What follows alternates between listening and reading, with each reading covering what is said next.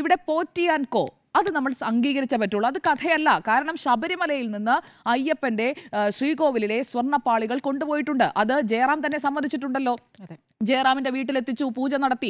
മറ്റൊരു ഫാക്ടറിയിൽ, അമ്പത്തൂരിലെ ഒരു ഫാക്ടറിയിൽ എത്തിച്ചു, പൂജ നടത്തി. അങ്ങനെ 39 ദിവസം ഈ സ്വർണ്ണപ്പാളികൾ, ഈ ദ്വാരപാലക ശില്പപാളികൾ അത് ശബരിമലയിൽ നിന്ന് ചെന്നൈ വരെ എത്താൻ 39 ദിവസം എടുത്തു എന്നത് നമ്മുടെ മുന്നിലുള്ള വസ്തുതയാണ്. ഇത് കഥയല്ല, ഇത് നടന്ന സംഭവമാണ്. ഇനി ഇതിനെ നമുക്ക് കഥയെന്ന് പറയാൻ കഴിയില്ല.